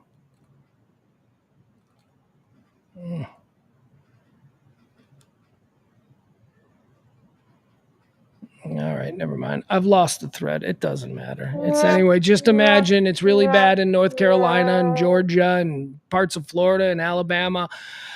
It's nasty. As I said, death toll is over 150. 40 trillion gallons of rain is what they're saying were dumped in this area. 40 trillion gallons of rain. And you got all kinds of campaigning. You got all of this shit. Apparently Biden's doesn't give a fuck because these are all Republican states. Trump is saying that. Trump's like, he's not even calling back the governors. And then all three governors, even DeSantis. You had DeSantis in Florida. You had, who's that guy? He's square. He looks like SpongeBob Square. Kemp in Georgia, that guy, square guy in Florida. And then you got the Youngkin guy in North Carolina. So these are the three people that, Trump was like, these guys can't get Biden on the phone. All three of these guys made speeches praising President Biden yesterday. Doesn't matter. Everything Trump says is a lie. I was just talking to the governors and they can't even get Biden and the Democrats on the phone. They don't care because it's a Republican state. Cut to Ron fucking DeSantis going, I would like to really thank the Biden administration for their quick and timely... Come on, man. This is where we are. Silly, silly goose. All right, Helene, big deal. People going through some stuff, so keep a good work for them, a good thought for them. Dock workers strike. This is a really big story. This is a really big story in America because we won't feel... Okay, is it a big story or isn't it? Because I've heard two different things. The dock workers, the longshoremen union that essentially control the East Coast and Gulf of Mexico ports, they're all on strike. 50,000 workers are all on strike. Boats are showing up. Nobody is unloading the boats. You know what that means? I don't know what it means, but it means that shit is going to be hard to come by. You know, we learned about this word back during the Corona pandemic, supply chain. The supply chain is about to get seriously fucked up because of the longshoremen. Also, by the way, this is, again, just the East Coast and the Gulf of Mexico. This is going to cause problems for the dock workers and the longshoremen on the West Coast because they are not in the union with the East Coast and Gulf of Mexico longshoremen. The West Coast dudes have their own union, and one of two things are going to happen. They are either going to strike in solidarity with their brothers on the East Coast and in the Gulf, or everything's going to be fucked up because everything in the world that's coming into this country is going to now come in through San Francisco and San Diego. It's going to be a mess.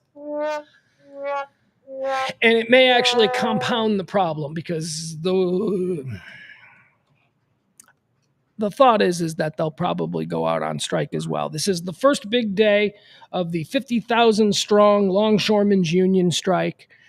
Is it going to be a political... Is this the October surprise? We always think about what the October surprise is. You know, it's usually something that is going to, at the last minute, upend what we had previously thought were static details about the election. Well, this is the facts. This is what... And now we've got this completely different thing, the longshoremen union strike, one of the largest unions in America, and certainly one of the most important as far as, I mean, we import a lot of shit. We get a lot of boats pull in, and people need to get that shit off. Now, what are they asking for? They are asking, their starting point, the longshoremen's union, they are asking for a 77% raise. That's their starting point. Now you might be thinking, what? What the hell? 77% raise. This is factored in over the length of this new contract, which will be 6 years. So it just basically means that every year they're going to have to get a certain percentage wage to keep wage increase to keep up with cost of living and all of that stuff. But also, yes, that is not all the 77% raise accounts for. But also, it is the union's attempt to get some of the profits that the shipping companies just made so much money during the pandemic. The shipping companies started to charge 3, 4, and 5 times what they normally would, based upon the notion that we all understood that this is a pandemic and things are different. Remember, I tell you this all the time about how these companies, these exalted leaders of capitalism, how they fuck us any chance they get. Any excuse to raise the price of gas. What? There was a volcano that erupted in Central Africa. We're going to have to raise the price of gas 5 cents. Be sure to make the news talk about the volcano. And then somebody will come on as a guest and go, well, that's going to affect petroleum prices. That's all we need. We don't need it to be the actual reason we raise the price. We just need the dummies out there to think that that's the reason. So whatever it takes. So, you know, during the pandemic, all of the shippers and all of that stuff, well, it's just we can't do it the way we used to, so we've got to charge it 20 times as much, even though they didn't need to charge it 20 times as much. So this is the dock workers union going, hey, fuckers, we watched what you did. We saw how you cashed in during the pandemic. We saw it. Now you're going to fucking pay us for it. And God tell you, as someone who likes the working man, that's a ballsy move, man. That is a very strong play by the union leaders. So we'll see how that goes. Would you be interested to know what the starting salary for a union longshoreman is? It's actually, I think it's pretty good. I think it's pretty damn good. $81,000 a year. That's the first year of full union membership as a longshoreman on either the East Coast or the Gulf of Mexico. You can, guys who have been longshoremen for 20 years, it's not uncommon for them to make over $200,000 a year. mixed in with overtime and holiday pay and all that shit. But here's the thing. You're like, oh, shit, that's it. I would do that for that. Dude, these fuckers, have you guys ever lived on, the Great Lakes? I knew dudes who were dock workers. That is some hard work. People die all the time when something slips and then they get crushed. What happened to Tommy's leg? Oh, he lost his leg when a giant cargo container slid from its perch and crushed his lower half. I mean, it's fucking hard work. It is hard work. They're also fearful of automation. Longshoremen, they're saying they want some sort of commitment to a actual human workforce because they believe that the robots are coming in to take all their jobs. And I gotta believe that when the robots do come in, I think one of the first jobs they will be taking are the jobs that, concern lifting heavy things.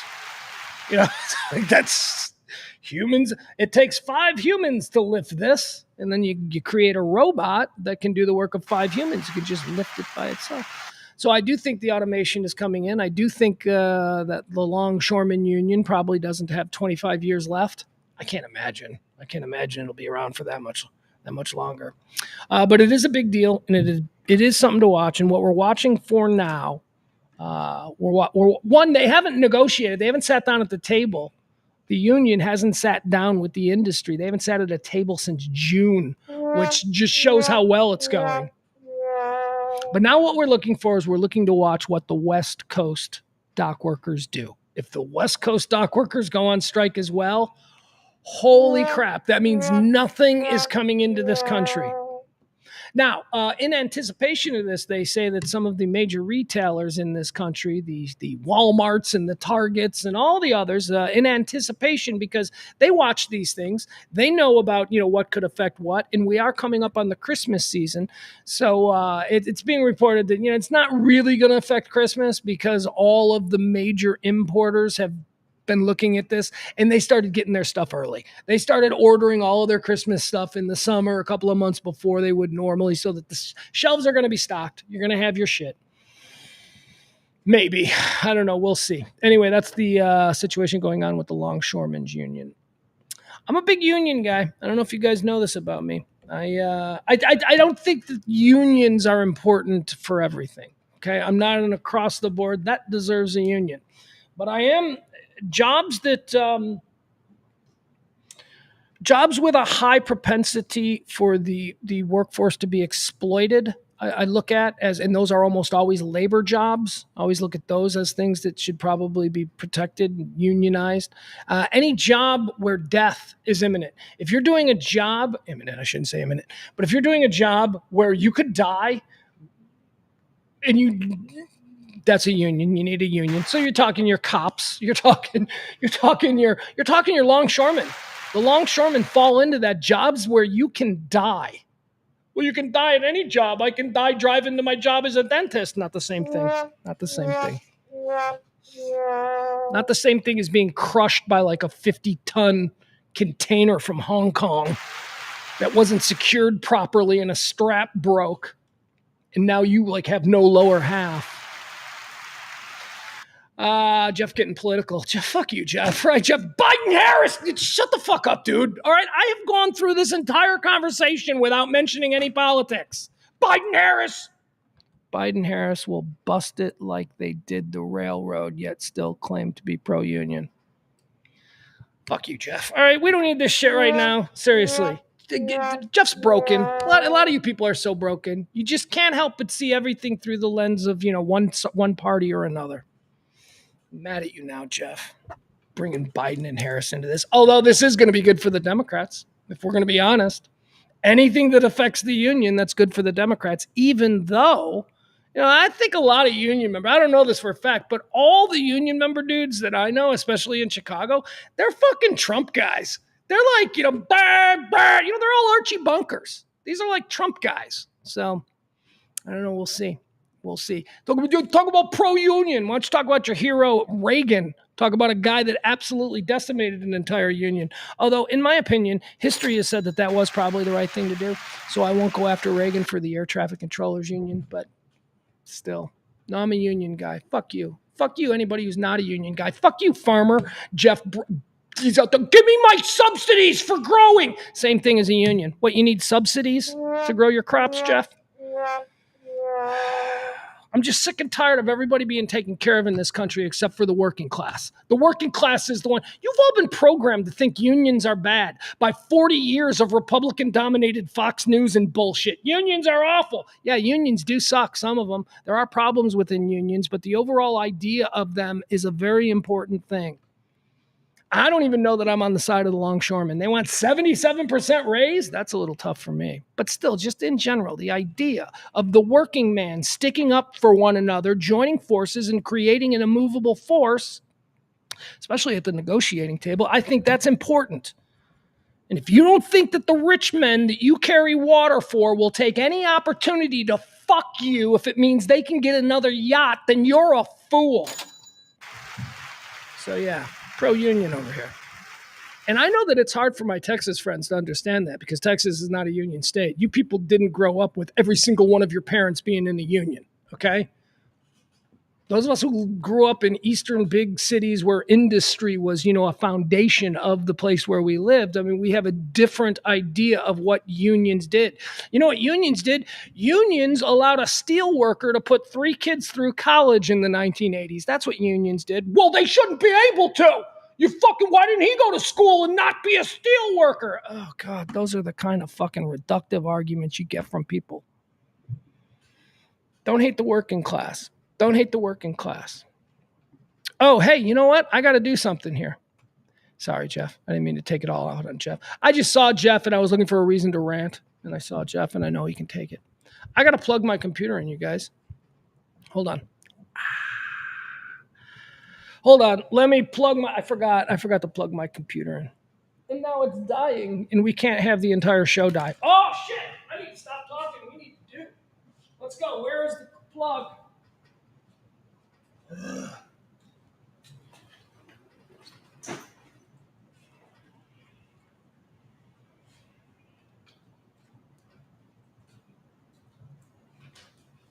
Here we go. Booyah.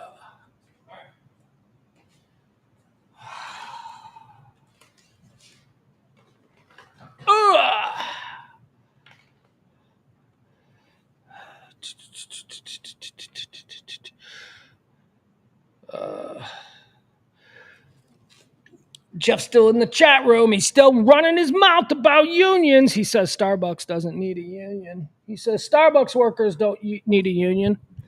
I tend to agree with him on that one. See, but here's why. I need to explain why I don't think that Starbucks workers need a union. I don't think that a job at Starbucks is supposed to be the job that you use to buy a house and build equity and send kids through college. That is not what Starbucks is. Starbucks is supposed to be a MIC job. It is supposed to be a temporary job. So the idea of union protections for those people, I think, would encourage them to stay in a job that is supposed to be a temporary job. Now, the other side of that is we live in a world today where that ain't a temporary job, where people are like stuck at Starbucks forever. So it is complicated. But on the surface, I do actually see where Jeff is coming from there. At Starbucks, probably. Big Bill Thomas, he's hanging out in the chat room. He says Reagan is the reason the federal employees union can't strike. Yeah. Look, I think a working man teaming up with the other working men and going, hey, this boss is an asshole. Let's fucking make sure he stays on the up and up. I think that's a good thing. And I think it's one of the foundational things that help build this country. It's the thing that helped create the industries and the middle class and all of that shit, man. And something happened in the 80s. Something happened in the 90s. Something happened with boomers. I blame boomers because these are the boomers who did this. You know, people used to have a 3-bedroom ranch house. And they used to have like a 1-car garage. And they would go on vacations. And they put kids through college. And now You can't have a 3-bedroom ranch. Now, like, starter house is a fucking McMansion in Frisco that, but I got such a good deal and we'll pay for it for the next 50, crazy predatory mortgage practices. And that ain't good. Hold on. I got to fix my mic. Well, now it fell. You know what? No, I don't. Watch this. Watch this cool movie.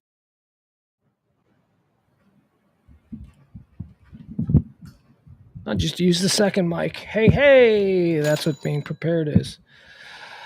Hold on. I got to return that phone call. So we're going to take a quick break. All right. We're going to take a very quick break. I need to return a phone call, and then we'll come right back with more of the show. Thank you for being with me today. I know we started a little bit later than usual, so hold on a second. Be right back.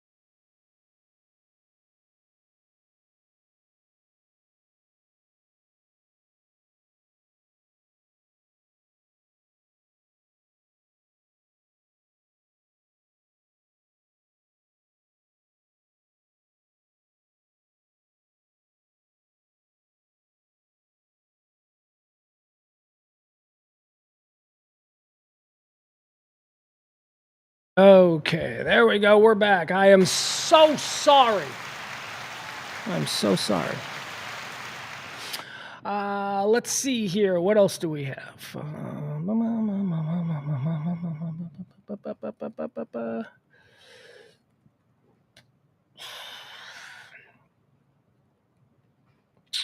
Ashton Kutcher is scared. Ashton Kutcher and Leonardo DiCaprio are said to be two people who are absolutely in the crosshairs of whatever comes next in this Diddy investigation. Ashton Kutcher is telling friends that he feels he might have to go away for a while. What that means, we don't know. We don't know if that means leave the country or prison or whatever. One friend of Leonardo DiCaprio is supposedly shopping a book about Leo and all of his white party excesses with P. Diddy and all that good stuff. So there's that. What else do we have? Pete Rose. Let's talk about Pete Rose. Pete Rose died. That's right. This is going to be the last one for today, guys. I'm sorry. We got to cut this short. Although we're not cutting it short. It's 3:00. We'll give you a full 2 hours. Pete Rose died yesterday. He was 83 years old. Now, I just recently, and I don't know if you folks, you guys got HBO, you got the Max. Pete Rose, he just had a special on HBO Max. Charlie Hustle, the story of Pete Rose. It was a documentary. It was him in his own words. He's sitting there. He cut a compelling and, I don't know, a guy that I kind of felt sorry for, even though I know that Pete Rose is not a good person. Pete Rose was not a good dude. Pete Rose was uber competitive. A lot of people didn't like him. He was, he's a shit talker. He's stupid. He's a stupid guy. He's a stupid guy who was given power. And a lot of people, were like, oh, Pete Rose is here. Hey, Pete. And Pete would say something stupid. He's a dummy. He's a gambler. He's a dude. Probably someone you'd enjoy hanging out with. But let's not, oversell what he is. He's a big dummy. And he cheated on baseball. Didn't cheat. I guess gambling is what they said. He claims he never bet on his own team. I think he probably did, certainly to win. He was incorrigible. He did all kinds of gambling things now that the individual leagues, be they football, baseball, basketball, whatever, things now that they are making billions of dollars a year in revenue off of, they accused Pete Rose of doing. And they still do it, right? Calvin Ridley just got, while the NFL is taking all of this money from DraftKings and FanDuel, they're suspending one of their players. Anyway, Pete Rose, it's a very complicated thing. I think he's got to. I think he should be in the Hall of Fame. I really do. I think that his skills as a player are undeniable. The murky nature of how we see gambling in the modern day is not the same way that they did back then. They were overreacting because they wanted to keep the mob out of baseball, and but he lied. See, that's the problem. It became an ego fight between the commissioner's office and Pete Rose. The commissioner's office said, "Did you do this?" And he said no. And then over the years, it started to be revealed that he absolutely did do it. And he doubled down. I didn't do it. He's a liar. He's a dumb guy. Pete Rose is a dumb guy who is just pure emotion, doesn't know how he's emotionally immature. He can't process it all. So he just, spent 20 years of his life going, "Oh, I didn't do it." And then recently he kind of admitted that he did, right? In the HBO special, he all but confesses to everything. And he even apologizes, realizing that, my big mistake was lying in the beginning. And there you go. There's a lesson for all you little leaguers out there. Do not lie in the beginning. Pete Rose died without ever having gotten into the Hall of Fame. Will he get in now? I don't know. But the bigger question is, Willie Mays died a couple of months ago. And it was upon the passing of Willie Mays that I proclaimed that the greatest living Major League Baseball player today, living, is Pete Rose. Now Pete Rose is gone. Pete Rose was the greatest living baseball player for about 3 months. Who's up now? How's Johnny Bench? Is it Johnny Bench? And by the way, when I consider this in my head, these are only position players. I don't talk about pitchers. Pitchers, that's a different thing. We can make a list of the greatest pitchers of all time, but pitchers are not baseball players. Pitchers are pitchers. That's what they do. They don't shag flies. They don't, work the hot corner. They can't hit to all fields. Okay, pitchers are a different thing. Willie Mays was the greatest. Willie Mays died. I believe that Pete Rose was then elevated to the second greatest living baseball player alive. Now he's gone. Is it his teammate, Johnny Bench? Johnny Bench and Pete Rose did not like each other. Is it Johnny Bench? Who's there? I don't know. I can't think of it. Anyway, that's going to be it for today's show. We got to bail on this. I got to get out. Just got a call. Got called to a big meeting. Would love to thank our executive producers today, the great Peter and the great Leslie. Thank you so much for helping out the show. It is Pledge Week. We received no tips, at least none that I saw. That's not a good start to Pledge Week. Help out if you can. Drop a little something in the Venmo or the Cash App, and we will be back tomorrow at our normal time, noon. This has been The Rant with me, Pugs Moran, here on RadioMisfits.com, Radio Misfits Dallas. Love you guys. See you tomorrow. Bye.